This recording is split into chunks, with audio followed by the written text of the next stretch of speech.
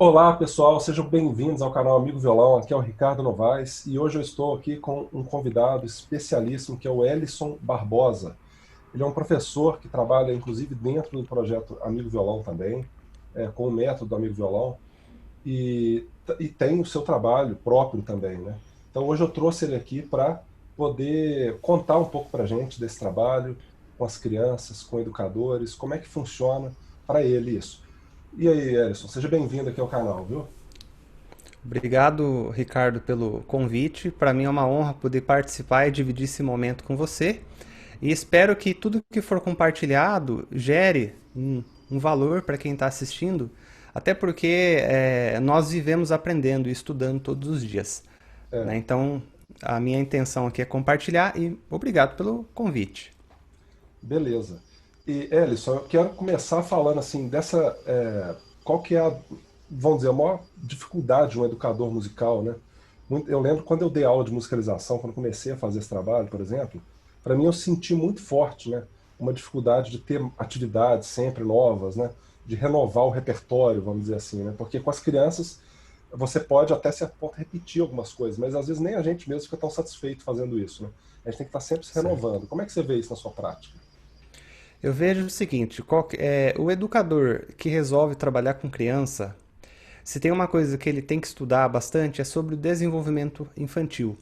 Porque você sabendo das etapas em que a criança passa, você sabe quais possibilidades, quais recursos você pode usar na música para estimular essa criança. Seja para preparar ela mesmo para um ingresso no instrumento, ou seja, apenas para usar a música como ferramenta. Eu acho que o meu maior conselho para quem é educador infantil, professor de música ou educador musical é que conheça e estude as fases do desenvolvimento infantil das crianças. Saber o que acontece na fase do bebê, quais são ali as prioridades e as necessidades.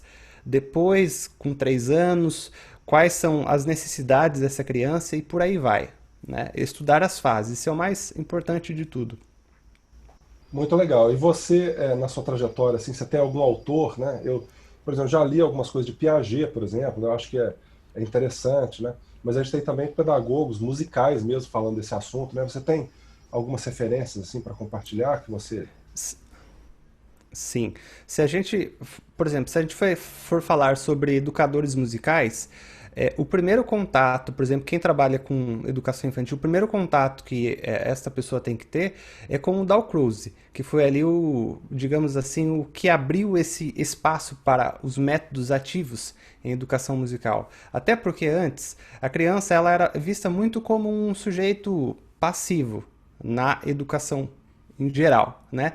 E com o início do século XX, passa a ter essa preocupação tanto da psicologia como também da música de colocar o indivíduo no processo da aprendizagem. E aí o Dalcroze o que ele faz? Ele usa a questão do corpo como um veículo para a aprendizagem, o corpo como uma ferramenta, o corpo e o movimento principalmente. Então, por exemplo, um educador quando ele estuda Dalcroze, ele enxerga a música não apenas como uma expressão instrumental, mas também uma expressão corporal e uma expressão vocal, o que amplia várias possibilidades. Porque daí você pode fazer atividade dentro de uma sala de aula regular ou de curso livre, atividades em movimento, atividades usando o corpo para representar um determinado som, atividades usando o corpo para representar uma determinada letra, uma vogal do alfabeto. Enfim, o Dalcroze é ali o primeiro, né?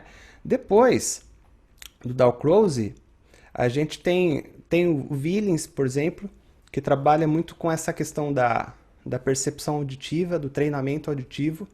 Foi um dos maiores focos da pedagogia dele, da proposta, da abordagem. Depois a gente tem o Orff, né, onde a gente tem a questão do instrumental Orff, que entra na educação musical. E no Orff, por exemplo, na proposta dele, é dada muita ênfase para a questão da improvisação, para a questão da união entre som, palavra e movimento. também atividades de pergunta e resposta, que é o que o professor pode hoje explorar bastante no ambiente virtual. Por exemplo, eu faço aqui, o aluno responde lá, o ORF. Depois, a gente segue como, por exemplo, com o Suzuki, que é uma das propostas que eu gosto bastante, que dá muita ênfase para a questão da família no processo ensino-aprendizagem. Além do que, algumas palavras-chave da metodologia Suzuki é repetição, paciência, afeto, muita repetição e apoio da família, construindo um ambiente favorável para que a criança possa ter o seu desenvolvimento. Então, isso no caso, falando dos educadores da primeira geração, né, que são os mais comentados, assim, por exemplo, e mais abordados num curso de licenciatura, por exemplo. Muito bom, Elison. Eu fiquei encantado assim com a sua descrição detalhada aí desses principais, né, educadores. E eu acho que vale a pena tocar num ponto, né? A semana passada a gente teve aqui a entrevista do Daniel de Lima, e ele é justamente um educador Suzuki, e eu acho muito interessante essa questão da gente trabalhar a família, né? Eu tenho, por exemplo, aqui nas minhas mãos, né, um livro aqui que é Disciplina Positiva em Sala de Aula, que também é um trabalho que a gente vai abordar aqui no canal, justamente porque eu vejo que essa questão de trabalhar, você tem a música por um lado, você tem esse entendimento das fases do desenvolvimento infantil, e você tem, por outro lado, os seus maiores aliados, ou, no pior cenário, os seus maiores inimigos, né? Que é a própria família da criança. Você não faz nenhum trabalho sozinho, né, nesse caso. Então, como que você aborda isso, né? E a gente, você até mencionou aí esse momento que nós estamos vivendo de ter aulas à distância, né? Como que você aborda isso no sentido de que você precisa ter essa parceria da mãe e do pai para os alunos? Todo professor, Ricardo, ele precisa, além de educar o aluno, educar a família. Porque veja só, você pode fazer um trabalho super interessante com o seu aluno, mas se esse aluno mostrar para o pai uma coisa que ele conseguiu e o pai chegar com um balde de água fria, nossa, você poderia ter feito melhor, matou, matou a construção desse talento. Então, o professor que trabalha com educação musical, ele tem que viver constantemente educando essa família. Como? Feedback no final da aula. Por exemplo, um protocolo para ser enviado antes da aula de como o pai tem que se posicionar em relação às aulas de música. O professor, por exemplo, tem que enviar playlists para o pai escutar música com a criança em casa. Tudo isso para que a criança possa ter, do ponto de vista do ambiente, que o ambiente possa ser favorável.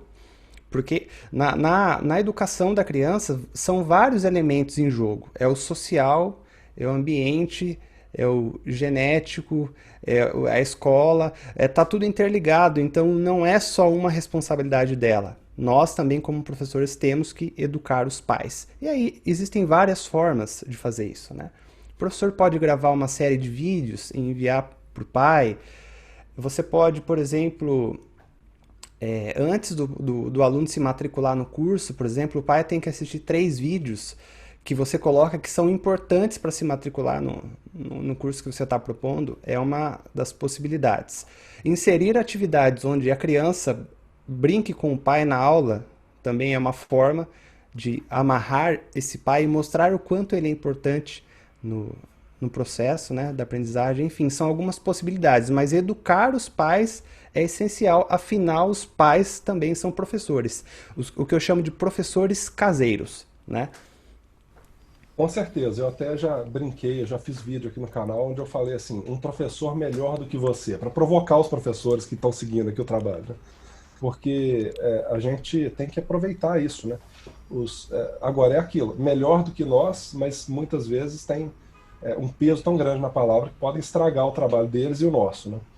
Com Isso é muito certeza. sério. E, e como é que você, então, trabalha junto com os pais durante a aula, né? Porque eu noto, por exemplo, que às vezes a criança tem uma questão de ficar com um comportamento diferente, né, com a presença da mãe ou do pai. E como é que você lida com isso? Você acha que é positivo? Eu já ouvi algumas abordagens, quero saber como é que é a sua.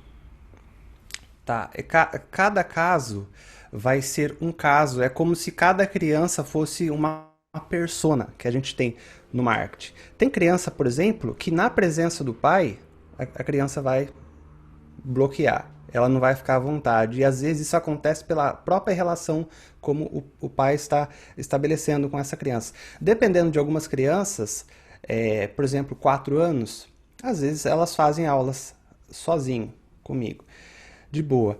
Já em outros casos, é preciso sim que o pai esteja ali dando um apoio, né, auxiliando.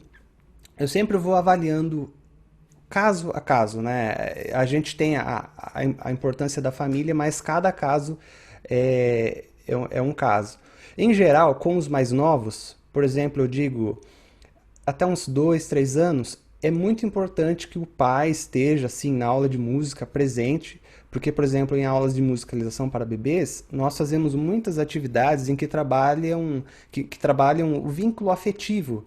Então, tem a atividade do abraço, da percussão corporal, de cantar junto. Então, é muito importante o pai estar presente na aula. Quando chega, por exemplo, numa faixa etária de musicalização infantil, tem criança, como eu falei, não fica tão à vontade com o pai, beleza, fica sozinho com o professor. Tem criança que já precisa, tranquilo. E no caso dos maiores, por exemplo, 7 anos, que já mexem muito bem no, no tablet, aí alguns até fazem aulas comigo sozinho, de boa, tranquilo. Então, cada caso eu vou avaliando, né? Depende. Eu também trabalho assim, eu não fico muito, eu não acho que é necessariamente uma exigência, né, que a mãe ou o pai estejam perto, né? Mas Uhum. realmente que eles são parceiros, sem dúvidas, né? Agora, com relação ao violão especificamente, né? Porque eu sei que você trabalha com violão e também com musicalização infantil, e mesmo nas aulas de violão você trabalha também essa questão da percussão corporal, né? E como é que é isso? Você algumas vezes deixa o violão de lado para fazer alguma atividade de percepção desse corpo, né? Porque é o lado concreto da criança, né? É o lado da presença, né? De estou aqui agora, né? Então, isso está bem importante quando a gente está tocando um instrumento, dar essa. Você trabalha dessa maneira também, algumas vezes? Sim, por exemplo, num curso de musicalização infantil, eu divido a aula mais ou menos em 6 tópicos. Isso varia de professor para professor. O que são esses tópicos? Um dos tópicos é um instrumento. O resto eu posso eu inicio uma aula, por exemplo, com uma atividade de relaxamento ou cantando uma música para receber o aluno. Em seguida, a gente vai, por exemplo, para uma atividade com um movimento, em que eu pego uma clave, vou tocar, e o aluno acompanha a velocidade que eu estou batendo aquele instrumento, né? Grave e agudo. Aí a gente vai para um outro pilar dentro da musicalização infantil, numa parte de criação musical, por exemplo, que os educadores da segunda geração, eles falam muito sobre isso. Então, às vezes eu crio alguma frase, alguma parlenda com a criança, ela cria uma parte, eu crio outra, e depois que a gente vai pro violão, né? E aí eu gosto muito de trabalhar o violão como um instrumento musicalizador, tá? Porque você tem a opção de trabalhar o violão preparando mesmo para o aluno tocar uma série de músicas em ordem de dificuldade crescente, como, por exemplo, o violão como um instrumento musicalizador. Qual que seria a diferença? Você pode, por exemplo, pegar o violão, vou pegar aqui, para trabalhar, sei lá, você pode pedir para o aluno criar uma rima e nas 2 partes finais, no final da rima, bater 2 vezes no violão, bater na corda e no tampo, por exemplo. Ele pode, enquanto faz essa rima, ficar fazendo isso aqui, fazendo um pulso e variando o timbre, por exemplo. Ele pode, por exemplo, faça percussão corporal, é legal. Faça percussão corporal, explorando o instrumento e várias possibilidades que ele tem, vendo mais o violão como um instrumento musicalizador. Agora é sim possível também preparar pensando eu ensinar a música 1 para que quando o aluno chegue na música 10, ele consiga tocar a música 10. Aí eu vou fazendo uma coisa em ordem crescente de dificuldade. Mas, por exemplo, na faixa etária de 4 a 6 anos, eu gosto muito de usar como instrumento musicalizador. Rimas, frases, criar, explorar o violão, as possibilidades que ele tem, as cordas, enfim, mais mesmo como uma coisa mais científica do instrumento, sabe? Gostei, achei interessante. Eu não estava pensando nesse sentido, né? Mas eu entendi o que você está querendo dizer. Quer dizer, acho que entendi. Então você, na verdade, não, você dá mais do que uma aula de violão, né? Nessa faixa de 4 a 6, você está trabalhando é a musicalização da criança. Isso. O violão é apenas, como o próprio nome diz, um instrumento para isso, né? E Uhum. dentro de 6, você coloca o violão em uma dessas partes, né? Isso Isso, é muito legal. exatamente. Porque muitas vezes os professores, quando não têm recurso nenhum para trabalhar o violão, ele vai ter menos ainda se ele não tiver essa visão ampla que você está tendo, né? Eu mesmo, muitas vezes, eu coloco a questão da musicalização na aula, mas eu ainda encaro como, às vezes, uma coisa a mais que eu estou fazendo. E você já pensa diferente, você está colocando realmente, você já chega com essa proposta de você ter essa visão musicalizadora mesmo, né? Alguém que tem essa formação, né? Que eu, por exemplo, sou um bacharel em violão, então eu já chego querendo ensinar o aluno a tocar violão. Mas como que é bonito isso, né? Eu acho muito legal sempre incorporar essas. Tô aprendendo muito aqui com você, viu, cara? Esse negócio do violão como um preparo para a aprendizagem instrumental ou o violão como uma ferramenta para ampliar seu conhecimento de mundo, de repertório, de palavras, né? Exatamente. As duas abordagens são importantes com objetivos diferentes, digamos assim, né? Porque eu acho que é isso, né? A gente não tem. A música como um todo, ela. Do mesmo jeito que você tem o violão a serviço da música como um todo, a gente tem a música toda a serviço do ser humano, né? Uhum. Então, assim, às vezes eu até brinco lá, aquelas músicas que falam de Oasis, Nova York, Roma, é uma forma de simplesmente uma coisa tão simples, de trazer, às vezes, a conversa numa aula para uma coisa ampliada, para sair um pouco daquele momento, só ali dentro, ali o violão, porque às vezes a criança, ela é extremamente criativa, extremamente imaginativa, mas a gente tem que acompanhar isso, né? Porque senão fica muito chato mesmo, né? A criança, ela olha Com para aquele certeza. momento, fica parecendo que a gente está bitolado, só tem que ser daquele jeito, com aquele dedinho, com aquela forma de fazer. Poxa, aí fica muito chatinho, né? É bom a gente E, ampliar a mente, falar de outras coisas, né? E você deu E um exemplo interessante. A sua música, por exemplo, Oasis, dentre as outras, você pode ensinar, né? O professor pode ensinar o aluno a tocar, mas ele pode propor um segundo momento. Quais são os sons que tem no Oasis? E aí fazer um trabalho de paisagem sonora. Vamos tentar desenhar um Oasis? Beleza, vamos fazer agora um momento 3. Ah, tá. Vamos tentar inventar uma outra letra para essa música, momento 4. Ah, vamos tentar usar o nosso corpo para representar o, sei lá, o som do vento que tem, né? Enfim, são muitas possibilidades vendo a criança tendo como objetivo o desenvolvimento integral dela, né? Corpo, mente, enfim, tem todas as possibilidades dentro das suas músicas que você propõe no seu material, né? muito legal. Isso é uma das propostas, né? Que abrir portas, na verdade, eu não preciso abrir, elas já estão abertas sempre. Mas assim, eu acho legal ver professores com essa criatividade, né?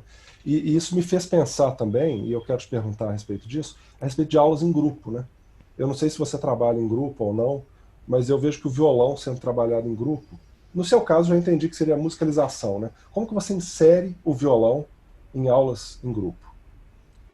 Tá. Eu trabalhei já com um tempo com aulas coletivas em grupo e no momento, por exemplo, eu não estou trabalhando com aulas coletivas.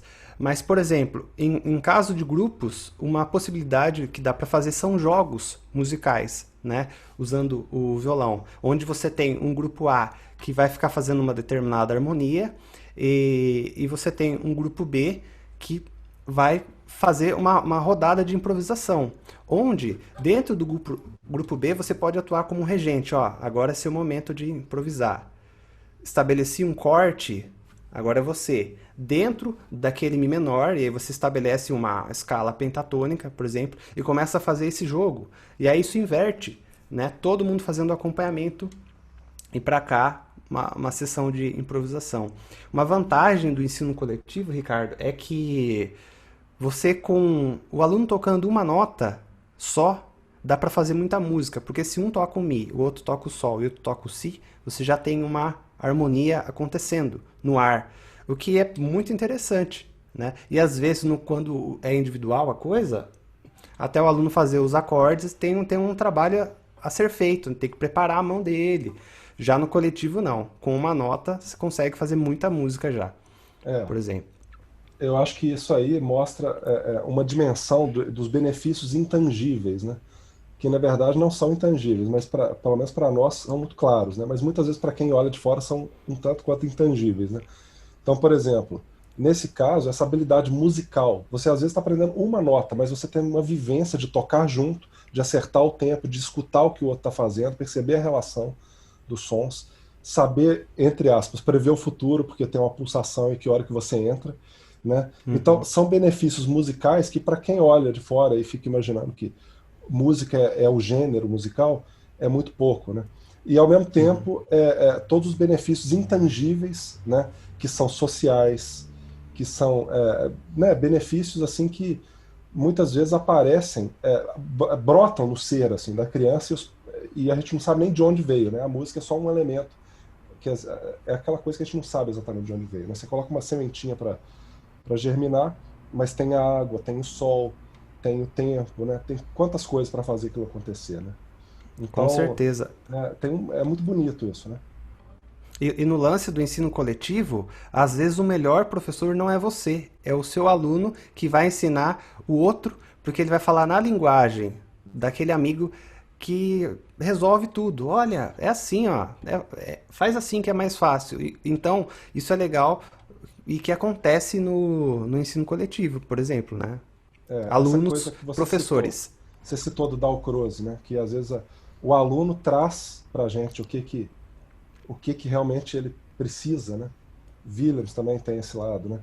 É um construtivismo, né, dentro da didática musical, né? E aí nesse grupo isso se amplifica, né? Porque aí Uhum, esse diálogo entre eles você praticamente vira um cozinheiro com aqueles ingredientes, né? E eles é que acontecem ali, né? é verdade. Né? Você comentou uma outra coisa que é interessante. É, uma nota, uma colcheia isolada, ela assume uma importância, mas quando você coloca uma colcheia em cima de uma base harmônica, ela assume uma outra proporção, porque é da relação das partes com o todo. E no ensino coletivo você tem isso. Se tiver uma base harmônica, chega só um harmônico, putz, que legal, olha que som, que efeito que deu no meio daquela cama. Sendo que às vezes de uma forma isolada, isso tem um outro contexto. Então isso é o legal do ensino coletivo, né? É que uma notinha ali ela tem uma outra relevância. Eu acho que você está falando aí uma coisa que eu considero que é a definição de obra de arte. Definição, quer dizer, você pega um desenho simples, assim, feito a lápis, num papel qualquer, no momento que você coloca ele numa galeria, com uma luz maravilhosa, com um distanciamento de outras obras, assim, você tem uma relação totalmente diferente, você dá uma importância para aquilo. E o som, ele tem essa magia, né? Qualquer gemido, qualquer coisa você pode fazer virar música, né? Haja visto o Uhum, Hermeto Pascoal, né? com E certeza. e a gente vê essa magia, isso que eu acho, tô tentando expressar isso, né? Eu lembro quando eu comecei a tocar violão, criança, cara, eu sentia uma coisa com o som que eu não sei explicar até hoje. É uma coisa diferente, sabe? É aquele sabor, assim, indescritível, né? Que aí, com o tempo, você vai passando os anos, aí você toca não sei quantas músicas, não sei o quê. Quer dizer, hoje em dia, para igualar isso, não é tão fácil. Pode ser a música mais linda do mundo. Aí eu vou pegar aquela música maravilhosa, que, além de tudo, tem que ser uma novidade para mim, e que eu consiga tocar bem. Aí eu vou sentir aquele prazer semelhante àquilo. Mas a criança sente essa novidade de uma maneira muito intensa. Eu falo porque eu É, lembro mesmo disso, né? E às vezes a gente não tem essa dimensão. A criança, numa aula de música, ela pode estar vivenciando uma coisa que a gente não tem noção. Tem tudo a ver com isso que você falou. Um simples harmônico e o simples gesto de fazer algo, essa autoestima que a criança, poxa, eu consigo fazer. Uma coisa tão pequenininha e a gente às vezes está olhando lá para frente, não, tá sujeito, né? Estou dizendo assim, poxa, mas você tem que fazer muito mais do que isso para falar que toca violão, né? E ele já está tocando, né? já Exemplo tá também. tocando. Eu já passei muito tempo me enganando, por exemplo, que criança não gosta de exercício técnico, entendeu? E eu percebi com um pouco mais de prática que sim, a criança muitas vezes gosta. ela gosta, porque essa experiência concreta de fazer um exercício é como se fosse um jogo, é como se fosse um desafio, e aquilo é tipo jogar amarelinha. Você tem que cair com um pé aqui, depois dois pés aqui, outro pé ali. É tão Uhum. sem graça para quem é adulto, mas para quem é criança isso é muito legal, né? Sim, com certeza. E a diferença entre o exercício e a música é que quem escreveu colocou o nome de exercício. Mas é uma música. Troca o Falou tudo. nome, né? Às vezes você tem um exercício com uma nota só, mas pode fazer.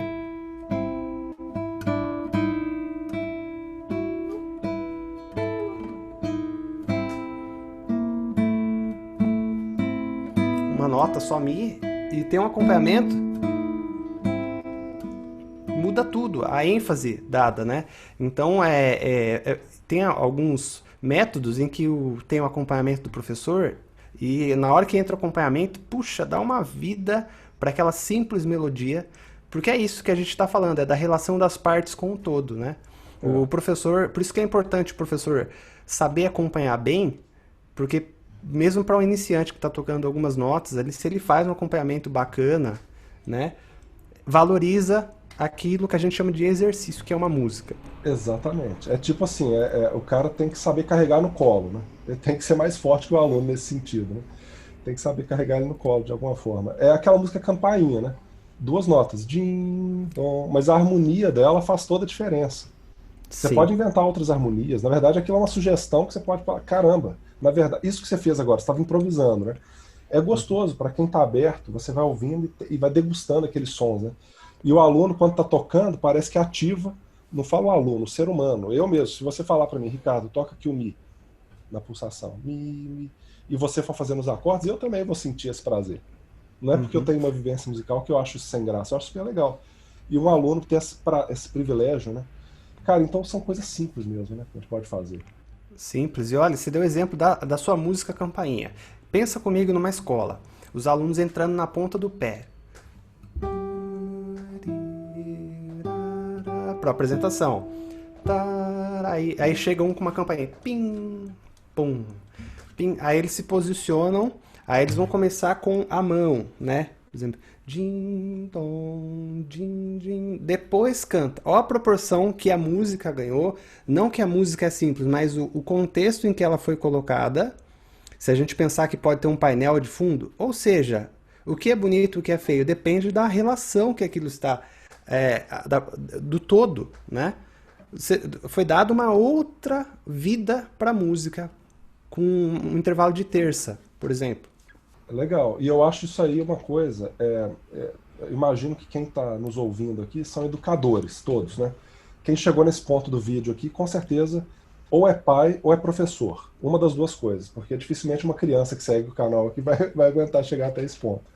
Então, nós estamos falando com pessoas que realmente podem apreciar essa reflexão de que a Uhum, música é relacional, né? A música não é um valor absoluto, né? Essa pergunta, o que é a música? É uma perguntinha boa para ficar viajando e nunca se chegar numa resposta, né? Mas é uma boa pergunta, de fato. O que é a música? E eu vejo que ela está muito nessa relação. É uma coisa subjetiva, tem a ver com a percepção da gente. É como você não saber dizer o meu verde se é igual ao seu verde.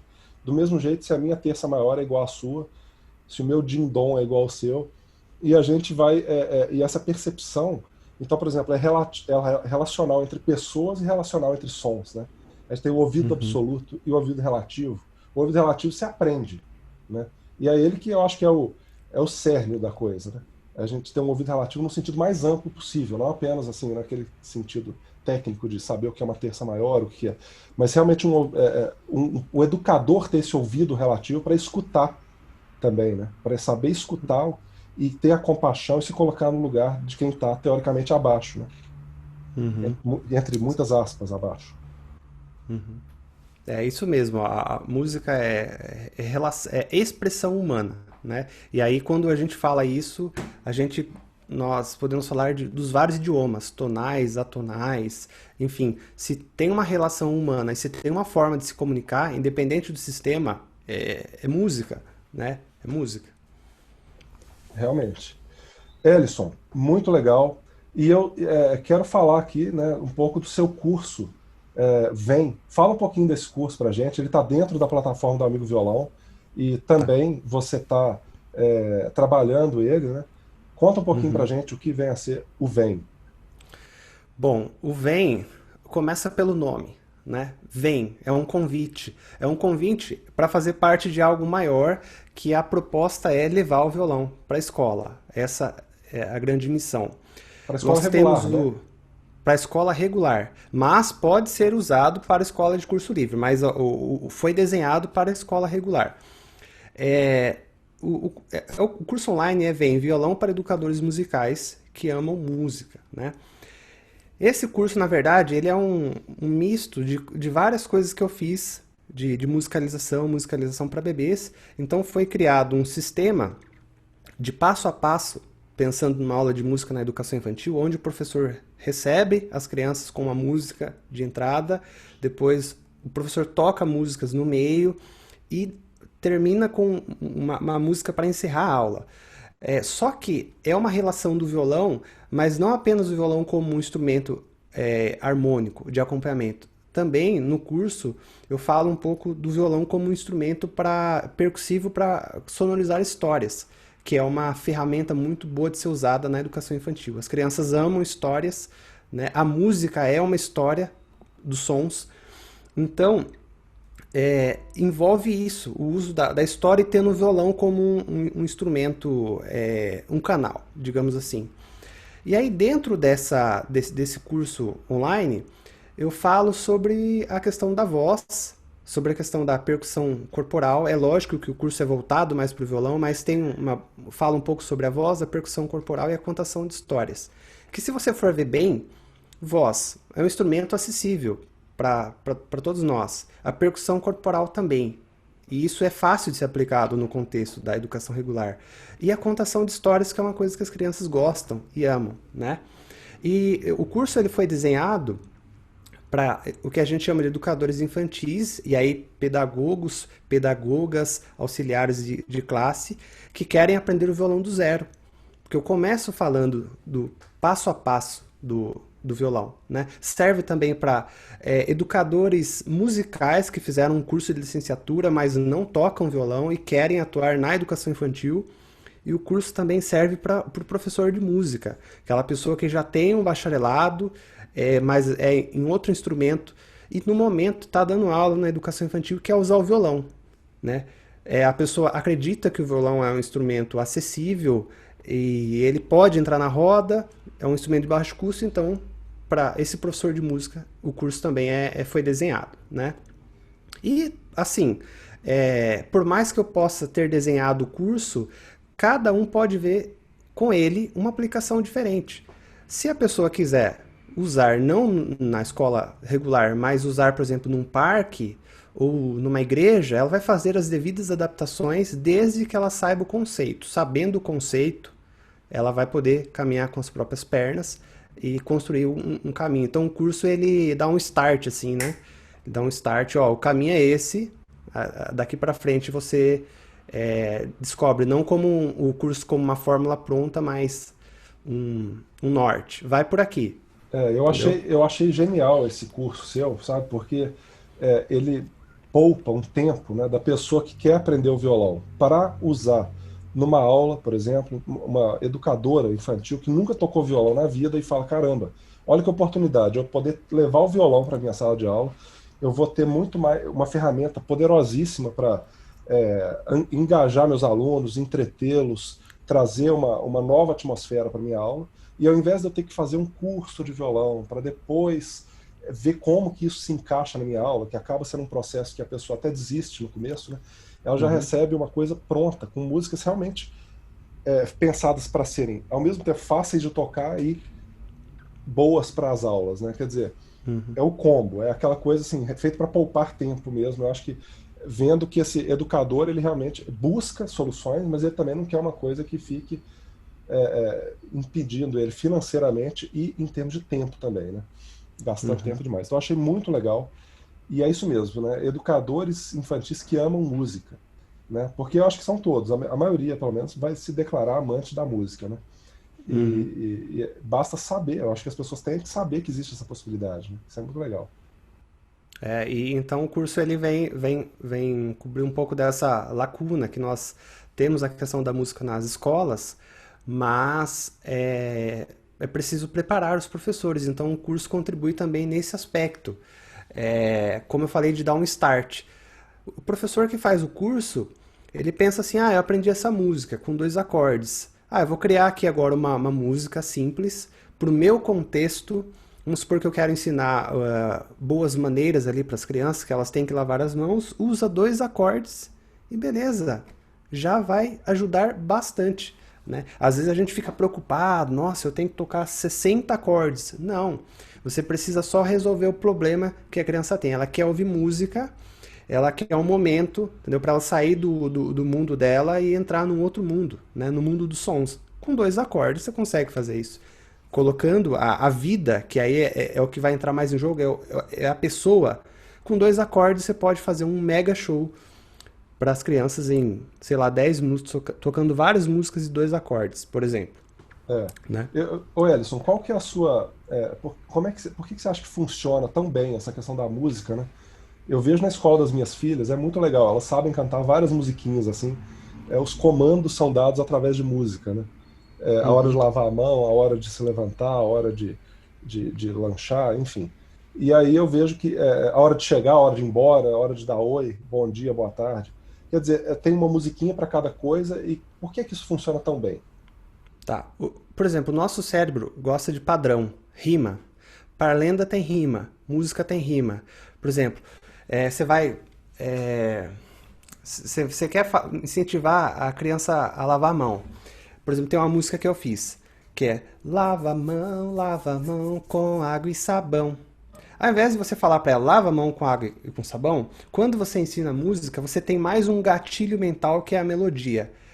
Mais a rima, mais o aspecto emocional. Nossa, eu vou cantar uma música. Isso contribui para que a criança consiga memorizar. Não é à toa que grandes professores de vestibular usam a música para fazer com que os alunos decorem um determinado conceito. Além disso, o nosso cérebro ele associa as coisas. Tem uma palavra que está ligada com o que veio antes e com o que vem depois. Então, lava a mão com água e sabão. Com água, as coisas se juntam e a música consegue fazer essa conexão, né? Além disso, como também a música é linguagem de comunicação, ela tem começo e meio e fim.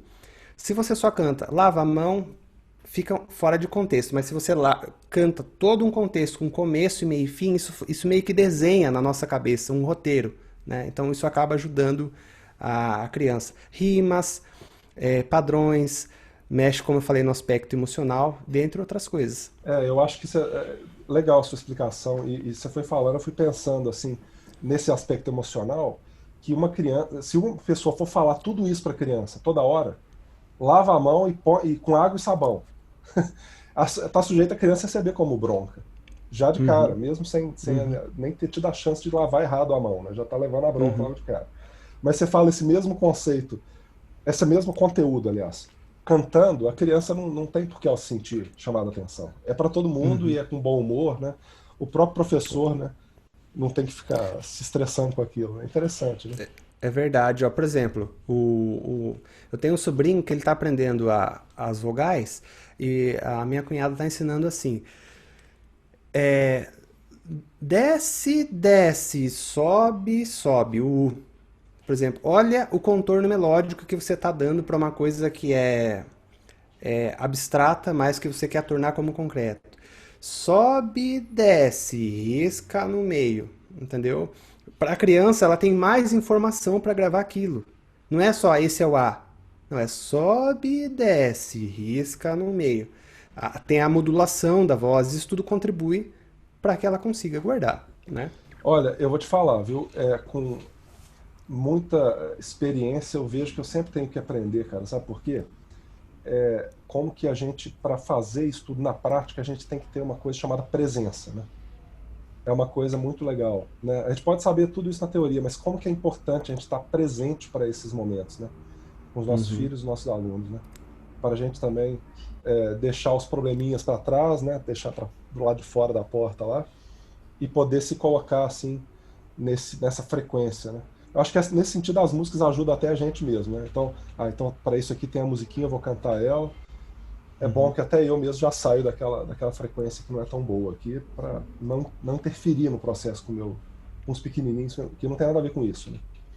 Uhum. É isso aí, É, Edson. ajuda muito. E a música, ela pode ser usada, né, para essas criações de hábitos, como também ferramenta de criação. Enfim, a música tem muitas possibilidades e finalidades. O mais importante é entender isso. Ela pode ter vários objetivos diferentes. Basta você saber o que você quer com a música e aplicar no momento certo, né? Muito legal, Edson. Olha só, eu quero então já encaminhar para o final aqui. Eu estou achando que foi uma conversa muito proveitosa. Eu aprendi um tanto, então eu imagino que assim, quem está assistindo aqui vai ter vários insights, várias reflexões super valiosas. É o tipo de conversa que eu, sinceramente, acho que dá para assistir duas vezes e tirar um excelente proveito. Né? Não é aquela laranja que sai suco só uma vez, não. Acho que dá para espremer algumas vezes ela, para tirar. Então, eu estou muito feliz, quero agradecer a você, viu, Edson, pela sua disponibilidade, pela sua competência, né? Ter trazido tantos conhecimentos legais aqui. Bem grato mesmo. Quer dizer algumas Joia. palavras finais aí para quem está acompanhando? Sim, bom, gostaria de agradecer mais uma vez, Ricardo, o convite. Para mim é um prazer estar aqui. Se tem uma coisa que eu acredito é que nós crescemos compartilhando conhecimento. Quando você compartilha, você aprende mais uma vez. E isso que é legal de ser professor, né? Não é à toa que grandes músicos também são grandes professores. Então a ideia é compartilhar. O que eu gostaria de deixar para o pessoal, inclusive para a gente, é que o mais importante na música não é buscar atividades prontas, receitas, é entender o conceito. Porque na aula, principalmente com criança, o professor não tem que preparar a aula, ele tem que estar preparado. Não é que ele não vai preparar a aula, ele tem que estar preparado. Então, se às vezes tem um desvio para cá, vai na jogada do aluno. Só que vai sabendo dos objetivos que você vai estar trabalhando. Depois você retoma o seu planejamento e pensa nisso sempre no humano, mas tendo o domínio das técnicas para você usar na sala de aula. E mais importante do que tudo isso, do que todo conhecimento, é a relação ser humano, que é o que vai fazer o aluno se apaixonar pelo professor, né? Essa comunicação, essa liga. Porque se não tiver também, já era. Então, é isso que eu gostaria de deixar. Dominar o conceito. Tá? Gostei disso, viu? Não é preparar a aula, é estar preparado. Essa aí é uma frase que eu não vou esquecer, não. Muito boa. Legal, Elison. Muito bacana.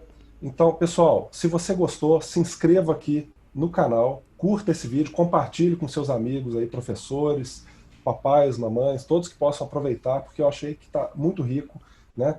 E, Elison, muito obrigado. Eu vou deixar aqui embaixo o link do canal do Elison também, para vocês poderem segui-lo e prestigiar o trabalho dele, e vale a pena. Isso aí, Elison. Muito obrigado, viu, cara? Muito Valeu. obrigado, Ricardo. Tamo junto, hein? Tamo junto. Abração a todos. Tchau, tchau.